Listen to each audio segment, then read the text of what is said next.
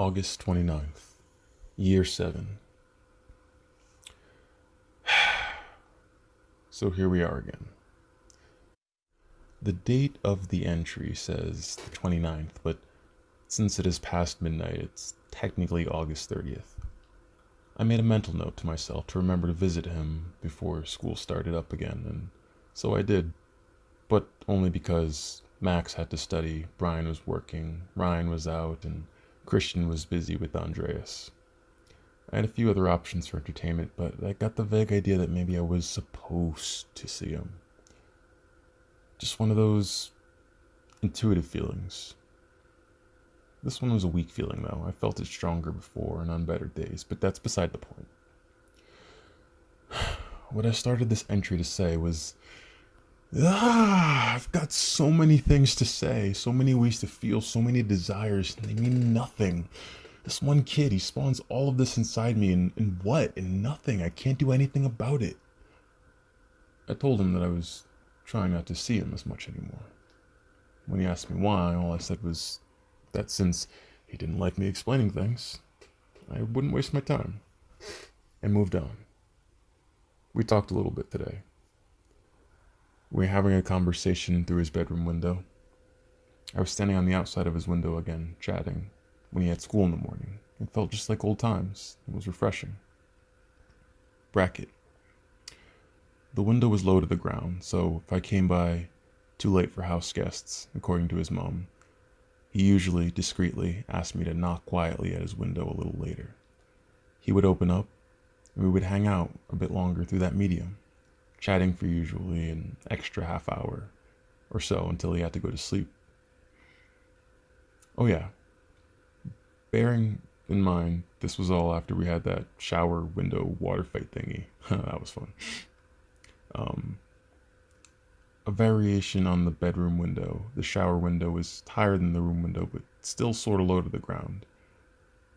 I would usually just wait for him to finish whatever he was doing, it's a shower, but for whatever reason, he opened the shower window, called me over to chat, and tried numerous times to playfully splash me while I was waiting for him.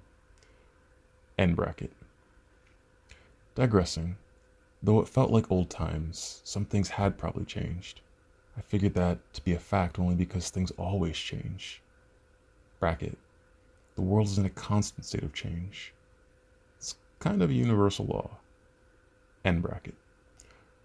So something had to have changed, but maybe that's beside the point. Once again, I'm off track. What I really wrote this to say was, he mentioned something about me getting a girlfriend again. I forgot what I said, but I know I hadn't said what was on my mind. Or at least what was on it as I biked back home later on that night. What I wanted to say was, I wanted to tell him that if I cared about some girl, any girl, half as much as I cared about him, then I might actually seriously think about dating her. But thus far, no one's even come close to an equivalent. I wanted to tell him this and say that because of this and other unmentioned things, he was the best thing in my life. And I would stay near him, even if I couldn't have him the way I wanted, because he was that important to me. I also wanted to ask another question, just to see his response. I wanted to ask if I ever got a boyfriend, if he would ever want to meet him. Just out of curiosity. But I guess all that's maybe beside the point too. I recall that I mentioned, contrary to my statement about trying to stay near him, that I was actually attempting not to see him as much. But lo, for I had already mentioned that in the second paragraph. I recall going from there to say, it's not like I'm important anyway. You cut me, remember? We're just friends. We're not even brothers anymore. He responded that I should be slapped for that, and that, I think he said something along the lines of, I didn't say that, and never, blah, blah, blah, blah. I don't remember exactly, but apparently we're still brothers. Yippee! Raises fist unenthusiastically. Another reason I was trying to distance myself from him was because I wanted to try and control my emotions. I wanted to take a break and suppress them. I wanted to stop feeling for him the way I did. I wanted to stop loving him as More than a brother, anyway. Looking at him in the window, he looked so cute, boyish, handsome. And then he did the eyebrow raise thing. I turned away. I've never seen him do that before, and I didn't know what to say. He always used to imitate me when he was younger. He still does it sometimes, but that's not the point. I guess right at that moment he just looks so, I don't know, so perfect maybe? But it's so irritating that we could be so close and yet not so. It really vexes me at times like this that he's, quote unquote, straight. If he wasn't, or just less inclined to uphold his heterosexuality so strongly, we could be so much together, but whatever. It doesn't matter. It just occurred to me that if he were gay or bi, however, I would gladly spend the rest of my life with him. Why did my first love have to be a fucking...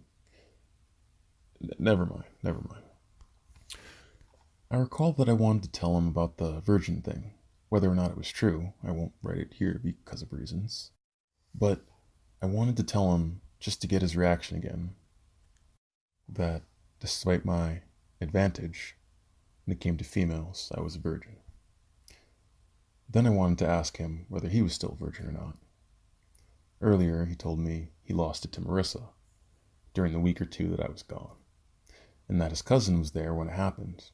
Yeah, okay, people don't generally lose their virginity in front of others, so I found this difficult to believe. I'm pretty sure he still is a virgin, but that's irrelevant. To me, anyways. To Marissa, it might make all the difference in the world. P.S. Marissa's his girlfriend. That's enough. I'm done for now. You know, it's amazing how you can act so confident in front of the one you love, but completely break down into a little schoolgirl as soon as they're off stage. At this point, I still feel a little more for him, so I've decided I'm going to continue isolating myself until I fall for someone else.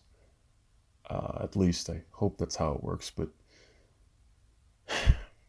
I know it's not.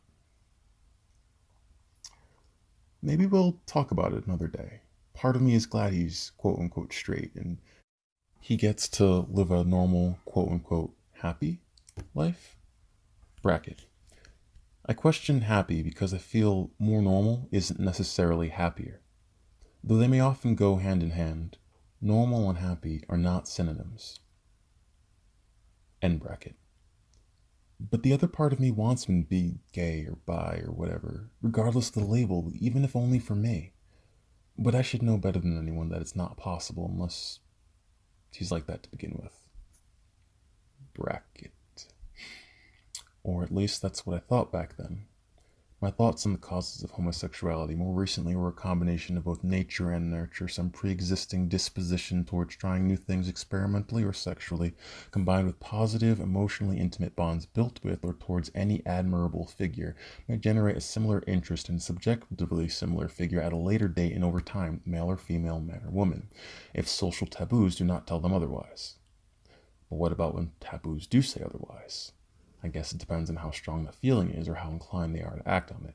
There are many people that feel a variety of confusing and conflicting ways romantically and emotionally, but are too terrified to act on those feelings, thoughts, impulses. You will find plenty of such examples in this manifesto. End bracket.